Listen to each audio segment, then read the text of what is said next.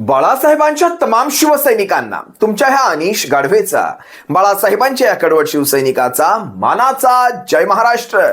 शिवसैनिकांनो, अजूनही शिवसेना एक वादळ या आपल्या हक्काच्या माध्यमाला सबस्क्राईब करायचं तुमचं राहून गेलं असेल, अजूनही सबस्क्राईब केलं नसाल तर तुम्हा सर्व शिवसैनिकांना पुन्हा एकदा कळकळीची विनंती. आत्ता ताबडतोब शिवसेना एक वादळ, आपण सर्वांनी लाखोंच्या संख्येने सबस्क्राईब ठेवा. उभ्या महाराष्ट्रात तुमच्या माझ्या शिवसेनेच्या ज्वलंत विचारांना पोहोचवणाऱ्या या माध्यमाला आपण सर्वांनी मिळून मोठं करा, ही नम्र विनंती करतो. गेल्या 2-3 वर्षांपासून बदलापूर हे देशभरामध्ये कायम चर्चेचा विषय ठरलाय. महाराष्ट्रातलं बदलापूर. अगदी 1-2 आठवडे गेले की बदलापुरातली बातमी आलीच म्हणून समजायची. बरं, ह्या बातम्या काही चांगल्या नसतात, चांगल्या अर्थाने या बातम्या नसतात. कायम वाईट बातम्यांसाठी बदलापूर हे कायम प्रसिद्ध होत चाललेलं आहे. म्हणजे नावही तसंच आहे बदलापूर. तो चित्रपटही येऊन गेला मधल्या काळामध्ये बदलापूर, त्याचा याचा काही संबंध नाही म्हणा, पण बदलापुराचं नाव हे प्रत्येक वाईट बातमीमध्ये सध्या येतच आहे, देशभरामध्ये गाजत आहे. कालही पहा ना, एका तरुणीचा व्हिडिओ व्हायरल झाला. मृणाल जाधव नाव तिचं, मृणाल जाधव.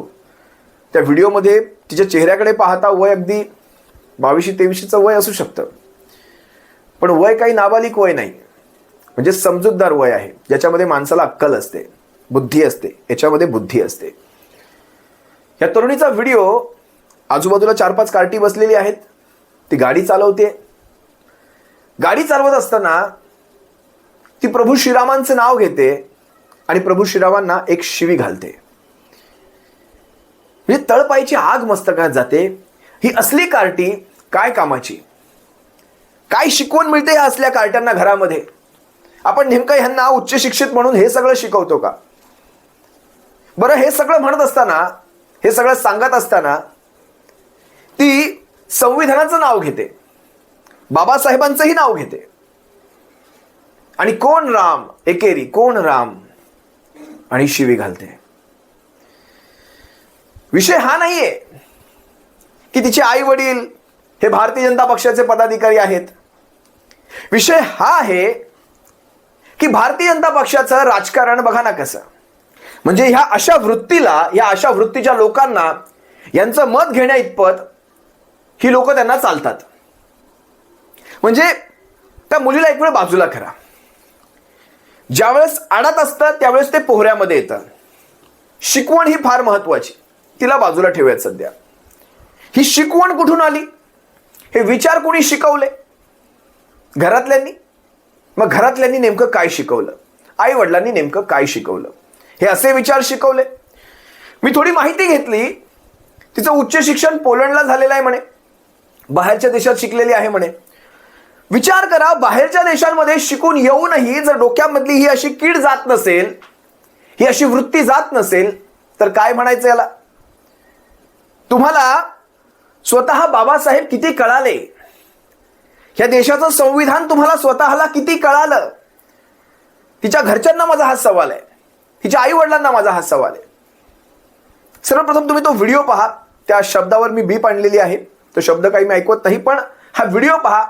तुमची सुद्धा, म्हणजे काल परवा ज्यावेळेस बुलढाण्यामध्ये छत्रपती शिवरायांचा तो विषय झाला, मी तेव्हाही माझं एक मत प्रांजळपणे व्यक्त केलं होतं. घटना घडलेली निषेधार्हच आहे, चौरंग झाला पाहिजे. ज्यांनी कोणी त्या महिलेवर हात टाकला सगळ्यांचा चौरंग झाला पाहिजे. पण याचा अर्थ हा होऊ शकत नाही की तुम्ही मराठा विरुद्ध वंजारी असा वाद तयार कराल, संबंध वंजारी समाज त्यात ओढाल, असं अजिबात होत नाही. ज्यांनी ते कृत्य केलं त्यांचा चौरंग झाला पाहिजे, छत्रपती शासन हे झालंच पाहिजे. पण त्याचबरोबर मी ज्यावेळेस म्हणालो, मनोज जरांगे पाटलांनी ज्यावेळेस छत्रपती शिवराय पाठीशी असताना, म्हणजे मागे त्यांचा पुतळा असताना समोर उभं राहून एक शिवी घातली होती, मी त्याच्यावरही माझा विरोध नोंदवला होता. फक्त समाजाचे नेते म्हणून आपण हो रे हो, हो रे हो म्हणू शकत नाही, होला हो म्हणू शकत नाही. जे चूक ते चूक. इथे सुद्धा जे चूक ते चूक. ही असली कार्टी आणि ह्यांना दिली जाणारी शिकवण ही नेमकी कुठून येते? जरा पहिला हा व्हिडिओ पहा, त्यापुढे मी माझं विश्लेषण करतो. नमस्ते भाइयों, अभी हम जा रहे घूमने. ये सब किसने दिया है भाइयों? बाबा साहेबांनी. बाबा साहेबांनी दिलंय. राम कोण आहे? कोण आहे राम? कोण आहे? कोण आहे राम? आम्हाला हाय तरी का राम? असेल तर सांगा बरं का. आम्ही कुठे माहितीये का? आम्ही अशा गावात जिथे रामाला मानतात आणि तिथे आम्ही काय करतोय? संविधान भाई, संविधान. हा व्हिडिओ पाहत असताना तुमच्या सुद्धा तळपायची आग मस्तकात गेलेली असेल. म्हणजे आपलं वय काय, आपला अनुभव काय, आपलं ज्ञान काय, आपली बुद्धिमत्ता काय, त्याची पात्रता काय, आणि आपण बोलतोय काय. आपण सहलीला निघालेला आहात, आपण लॉंग ड्राईव्हला निघालेला आहात, आपण कुठेही निघालेला आहात, कुणाबरोबर निघालेला आहात, हा तुमचा वैयक्तिक प्रश्न. पण ज्या वेळेस आपलं वैयक्तिक आयुष्य आपण असं रेकॉर्ड करून त्यामध्ये लाखो करोडो हिंदूंचं आराध्य दैवत असलेल्या प्रभू श्रीरामांना अशा प्रकारे आपण त्याच्यामध्ये अपशब्द वापरून त्याचा स्टेटस ठेवून, बघा विषय इथे आहे, त्याचा स्टेटस ठेवून ज्यावेळेस आपण असा चार चौघात दाखवतो, विषय इथे आहे. हिच्या आई वडिलांचा सुद्धा तुम्हाला मी एक व्हिडिओ दाखवतो. या व्हिडिओमध्ये ते म्हणतायत लहान आहे, तिला अजून कळत नाही. लहान आहे म्हणून गाडी चालवते, तिला कळत नाही म्हणून अपशब्द वापरते. बरं, तिला कळत नाही तर तिला संविधान कसं कळालं? तिला बाबासाहेबांचं नाव घेणं हे कसं कळालं? या सगळ्या घटनांमुळे समाजामध्ये तेढ तयार होते. बाबासाहेबांचं संविधान, बाबासाहेबांचं नाव स्वतः तिला किती कळालं, बाबासाहेबांचं संविधान काय सांगतं हे स्वतः तिला किती कळालं, ह्या गोष्टी फार महत्वाच्या आहेत. आई वडिलांचं कर्तव्य बनतं आपण आपल्या मुलांना काय शिकवण देतो. मग ते पोलंडमध्ये शिको, इंग्लंडमध्ये शिको, USA मध्ये शिको, किंवा आमच्या धारावीच्या आणि आमच्या कुर्ल्याच्या एखाद्या शाळेमध्ये शिको, महापालिकेच्या शाळेत शिको किंवा झडपीच्या शाळेत शिको. त्यांना नीतिमूल्य जर कळाली नाहीत ना, मूल्य शिक्षण जर त्यांना कळालं नाही, समानताही त्यांना कळाली नाही, त्यातली सर्वधर्म समानताही त्यांना कळाली नाही, बाबासाहेबांची पंचशील त्यांना कळाली नाही, अष्टांग मार्ग त्यांना कळाला नाही, चार आर्य सत्य त्यांना कळाली नाही, दशपरमिता त्यांना कळाली नाही, बौद्ध वंदना त्यांना कळाली नाही, धम्म वंदना त्यांना कळाली नाही, तर त्यांनी काय शिकलं आयुष्यामध्ये? बरं, ह्या गोष्टी ज्या तुम्हाला मी म्हणालो त्या गोष्टी तरी तिने स्वतः किती वाचल्या असतील, किती आचरणात आणल्या असतील. आता काय म्हणावं, आपण ज्यावेळेस म्हणतो धम्मम शरणम गच्छामि, बुद्धम शरणम गच्छामि, संघम शरणम गच्छामि. मी धम्म, संघ, बुद्ध या तिघांना शरण जातो. पण शरण जाऊन मी काय करतो, मी काय आचरणात आणतो? मी बाबासाहेबांची पंचशील, धम्माने सांगितलेली पंचशील मी किती माझ्या आचरणात आणतो? त्याच्यामध्ये एक पंचशील हे सुद्धा आहे बरं का, नशा करायची नाही, नशा करायची. मी हे जाणीवपूर्वक इथे का सांगतो लक्षात घ्या. त्या व्हिडिओचा याचा काही संबंध आहे का? नशा करायची नाही, मद्यप्राशन करायचं नाही. ह्या सगळ्या मूल्यांना आपण किती पाळतो? धम्माची शिकवण ही फार मोठी आहे. ज्यावेळेस तुम्ही ती बुद्धवंदना, धम्मवंदना वाचाल, बोलाल, अंगीकाराल, त्यावेळेस तुम्हाला ते कळेल. प्रज्ञाशील करुणेचा अर्थ काय असतो हा ज्यावेळेस तुम्ही वाचाल त्यावेळेस तुम्हाला कळेल की आपण एका अशा धर्मामध्ये आहोत त्या धर्माची शिकवण काय सांगते, आपण हे काय बोलतो. बरं, तिच्या आईवडिलांचा हा व्हिडिओ पहा, जो आविर्भाव आणलाय, जे बोलण्यामध्ये जे गांभीर्य आणलंय, सगळं नौटंकी आहे, सगळं नौटंकी. जरा वाचा, पहा. हा जो व्हिडिओ व्हायरल झालाय, ती लहान आहे, अनावधानाने तिच्याकडून काय घडलं असेल. मी सर्व जनतेची जाहीर माफी मागतो आणि प्रभू श्रीरामांची सुद्धा माफी मागतो की या अशा व्हिडिओमुळे ती सर्व समाजाच्या भावना दुखावल्या गेल्यात. आणि दुसरं एक महत्वाची गोष्ट, भारतीय जनता पार्टी शहराध्यक्षपद प्रतिभाकडे आहे आणि एक नैतिक जबाबदारी आहे याची, म्हणून आज या घडलेल्या सर्व प्रकाराची मी नैतिक जबाबदारी स्वीकारते आणि भारतीय जनता पक्षाच्या महिला अध्यक्ष.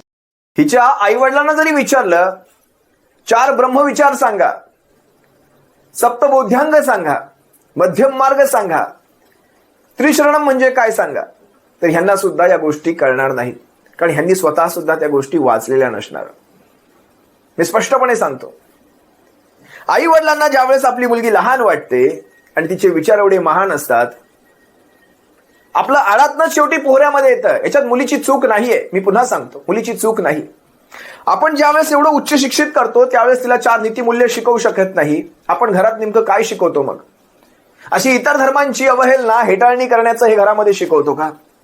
आणि ज्यावेळेस घरातनं शिकतो त्याच वेळेस मुलांच्या तोंडामध्ये हे असे शब्द येत असतात. हे काही बाहेरून शिकलेले शब्द नाही, ते घरात शिकलेले शब्द असतात.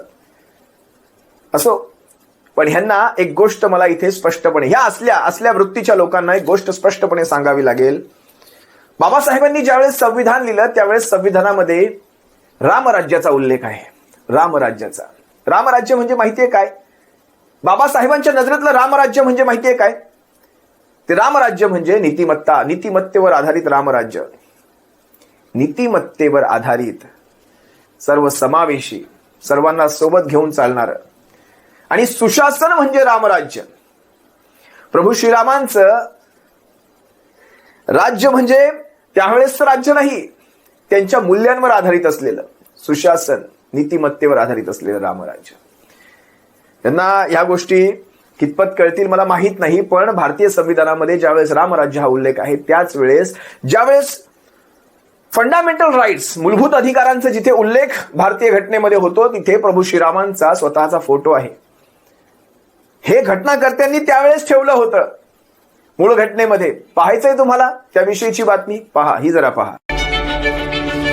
आखिर संविधान में श्री राम की झलक कहाँ है और क्यों इसे शामिल किया गया है, ये जानना बेहद जरूरी है.